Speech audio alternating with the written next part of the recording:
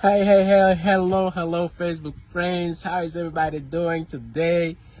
Listen, it's literally, it's my son's birthday today. We are literally celebrating him, and I just left because I had this live schedule. Okay, commitment. I have this live schedule, so I have to stay on commitment and come and drop some nuggets and then go right back to my son's at the place where we are now, and he's enjoying himself. So if we've never met yet, I'm Enock Denis with Kingdom Living Secrets. And oh, by the way, yes, I'm the author of Praying and Fasting, Seeking God's Will for His Kingdom, and the co-founder of Kingdom Living Secrets. So for today's live, as you can see, I'm literally in my car outside, and yeah. So for today's live, we're talking about 3 secrets to prayer and fasting. 3 secrets to prayer and fasting. So before I go into this, I want to say something. When it comes to like sharing secrets, what are secrets? Secrets are things that it's not necessarily something that is just you're not supposed to know, but it's something that is really hidden in plain sight. But you have to know it to you need some insight to discover, oh, this is what that thing is. This is the secret, right? This is what this is for. So there are things that are hidden. They are in plain sight. However, you need to be let into that knowledge, right? You need to be let into that knowledge. So there are certain things about prayer and fasting. There are certain things about prayer and fasting that you almost have to be let into the knowledge of prayer and fasting. Somebody says, I don't see anything. By the way, if you're coming on the live, say hello. Let me know that you guys are here. If you can see something, put it in the chat, because someone says that they can't see anything, and I'm not sure what's going on, because I cannot see on the other end. I can see what you guys are seeing. But if you can see something, put it in the chat. Say I can see. Let me know. If not, let me know so I can stop this and start over. Anyways, I was talking about secrets. That secrets are usually things that are hidden in plain sight, but you literally have to be let into that knowledge. It's a knowledge, you have to be let into that knowledge. So the same thing, talking about prayer and fasting, when I said 3 secrets to prayer and fasting, there are things that are hidden in plain sight. It's just that we have to be let into that secret to make that connection. And today I'm going to nice car, I can see. Oh, thank you. So yeah, that's my car. I had to be in my car instead of being inside because my son is inside celebrating his birthday, so I'm outside in the car. We're in a place now.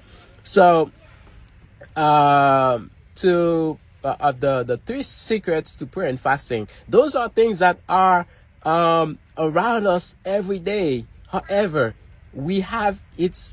I'm going to let you into making that connection, right? Making that connection when it comes to like prayer and fasting.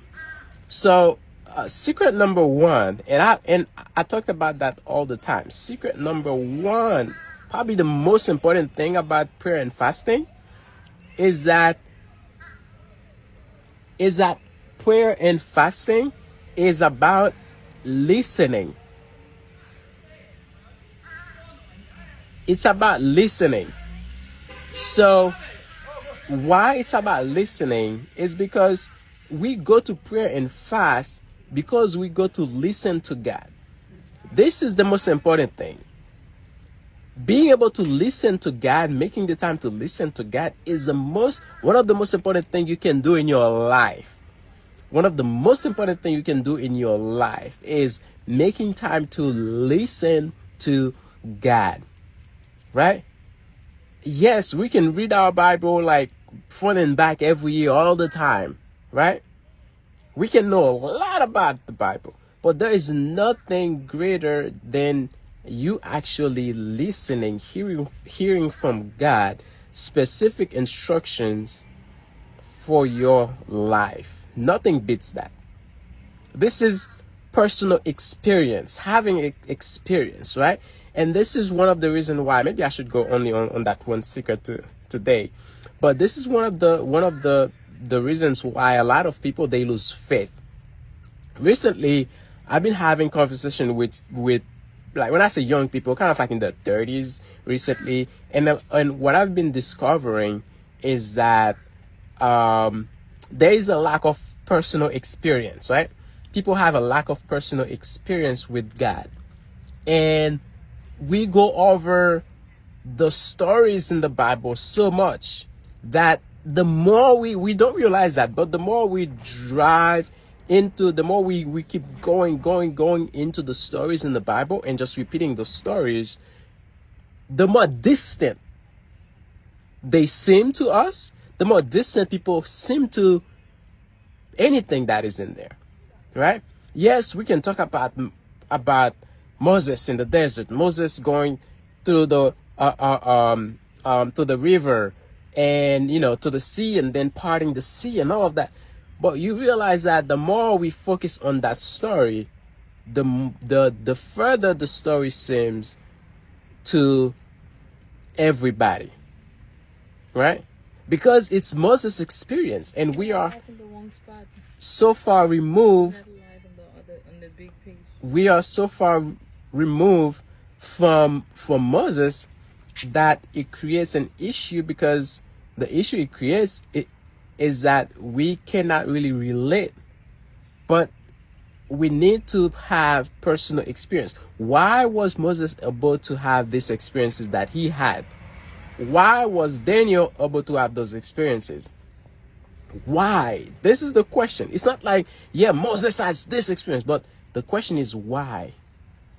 What made Moses, what made it, right? The reason why he had that type of experience, it's because of the relationship he had. It's because of the experiences he had. He had an experience with God, right? He had an experience, but how was Moses able to do those things? Guess what happened? Moses was able to hear from God. Moses spent time in listening to God. You think Moses went up on the mountain with God for 40 days and Moses was just talking for a whole 40 days? Moses was not talking for an entire 40 days. You think Moses was like, before he went up on the mountain for 34 days, he was actually at the foot of the mountain for 6 days. You think Moses was there for 6 days, talking all day, praying all those 6 days? How much can one person can actually say in 6 days? 40 days. How much can one person actually say in 40 days? Not much. Not much you can say to God during 40 days. Right? So during that time, Moses was not necessarily talking, but he was actually listening. Right? This is why he was able to come down from the mountain and having all of those things he was able to tell the people. It's not because he was talking. It's because he was listening. He was getting instructions. He was getting insights. That's why he was able to, that's how he got those instructions.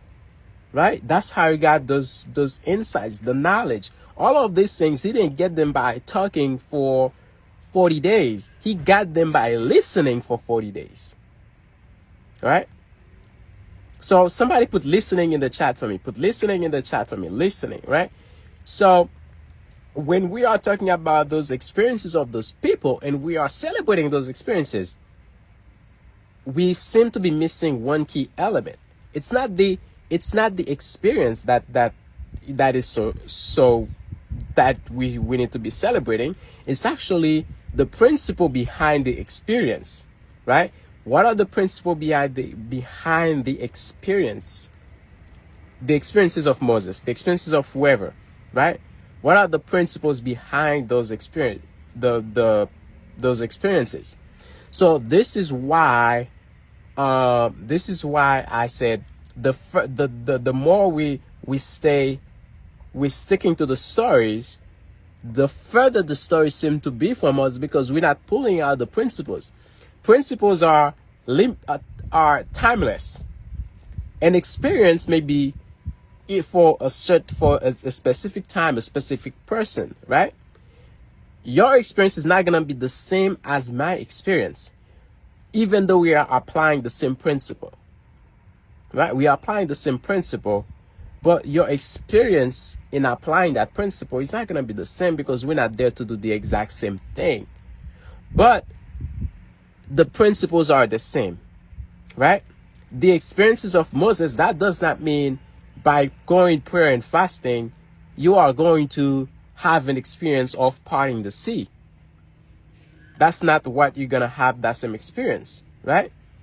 But by going pray and fast, that's the principle, you will get knowledge, insight, understanding of what you are supposed to be doing. See, the same principle, but what you are supposed to be doing is going to be that experience that is yours, your experience.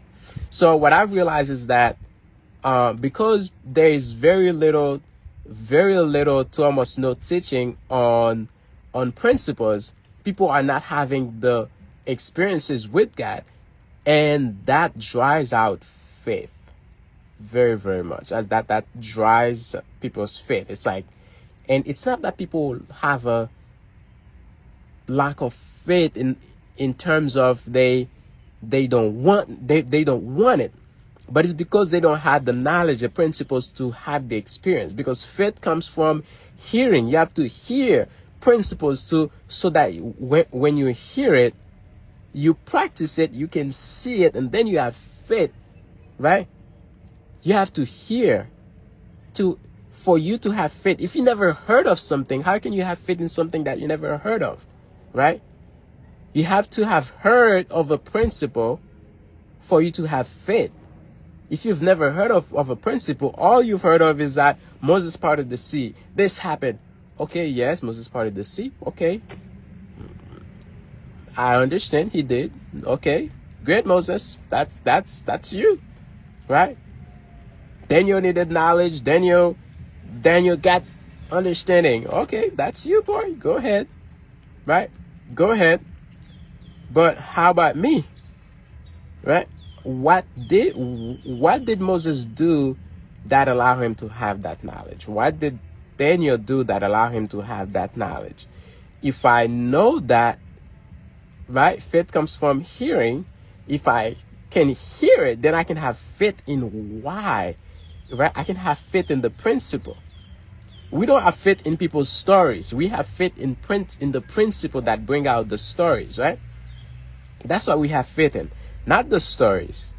We have faith in the principles behind the stories, the knowledge. That's what we have faith in. We don't have faith in someone else's story. It's their story. It's not mine. But tell me the principle. Then if I put faith in the principle, then I can apply it. Then I can see my own experience, my own result from that principle. So frankly, this is like secret number one. And I know I can elaborate on that one secret for like hours and hours, because it's so needed to understand, right? And the more I elaborate is the more I'm breaking it down, right? I want to break things down very, little tiny bit, so that people can really get the nuggets and understand it. Okay. So that is really secret number one to prayer and fasting, is listening, right? It's listening. If you go to pray, and if you say you're going to go to pray and fast, and then you already have 10,000 songs that you're going to sing, you're not going to pray and fast. You're not praying and fasting. If you go to pray and fast, and then you have, places to go, you have things to do, you have to cook, you have to do all of these things, you are not praying and fasting. You're not listening, right?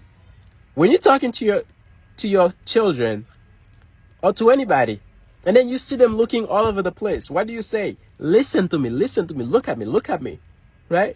You tell them to look at you, pay attention to you, focusing on you, so that they can listen, right? So that they can listen, right? And I know sometimes I do that. I can be in a meeting and I go to a lot of meetings, like almost every day. I have several meetings to go to. And when the meeting starts going a little bit too long for me, I have to distract myself and come back, right? So I have to literally look somewhere else, to focus on something else, think about something else, do something else, and then come back. When I'm not focusing and I'm not looking, I'm not listening. I can hear it. I'm not listening, right? But you can only listen when you are focusing on the person who's talking, right? Like I'm talking right now. If you are focusing on me, you are focusing on this live, you can listen. But if you are looking on this way, looking that way, and checking the TV, checking on the radio, you're driving, you're looking on, checking at the road or something else, you are not listening. You're not listening. So when we say prayer and fasting is about listening, it is about listening. But we cannot be, and the secret behind listening in prayer and fasting is that it's the same thing. We can't be listening and then we have so many other things that we are doing, right? So many other things that we are doing.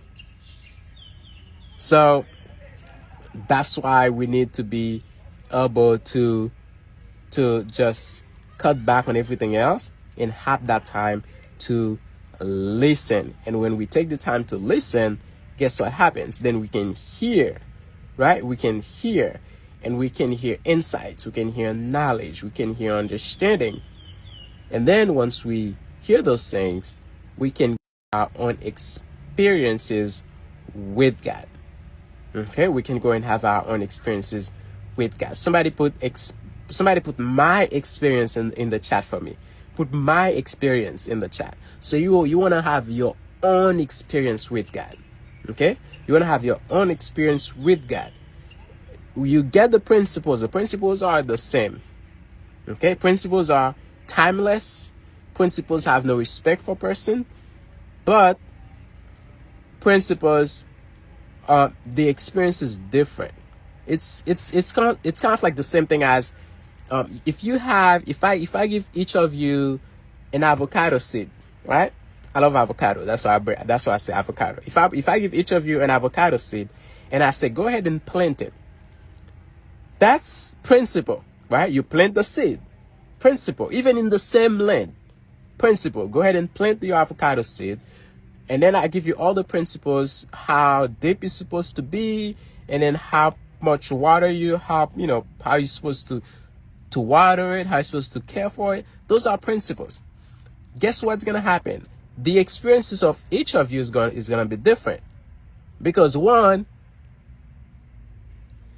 it's the way you put it in the ground may not be the exact same way someone else put it in the ground. It's just the experience, right? You are following a principle, right? But your experience doing it, right? Your experience doing it is going to be different. When that tree is growing, the result of that avocado tree growing, they are not all going to go to the same height, to the same thickness, and giving you the same amount of avocados. They won't. One is going to be taller than the other. One is going to have more branches than the other. One is going to have more avocados than the other. You're going to have different results, right?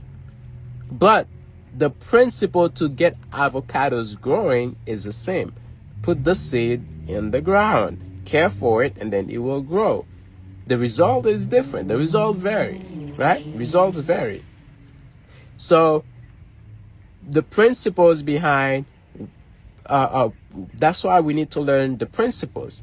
Is it the same principles Moses, David, Hezekiah, and Nehemiah, Esther? They all apply the same principles of prayer and fasting. They all apply the same principle of just take the time to listen to God. But that doesn't mean they all did the same thing. They each have their own result based on what they were seeking for, based on what they were looking for. They got different results. I think I'm gonna stop here today. I know I promised 3 secrets. Here's what I'm gonna do. Over the next 2 days, I am actually gonna go live and do one and give you the other secret that I didn't give you today. I realize that it's been about 20 minutes. If I go to the second secret, it's gonna be another 20 minutes. If I go to the other one, it's gonna be another 20 minutes. I'm gonna be here for like way more than 1 hour. But I have to go back to my son because he's having fun in there. I have to go back and be there with him. Okay?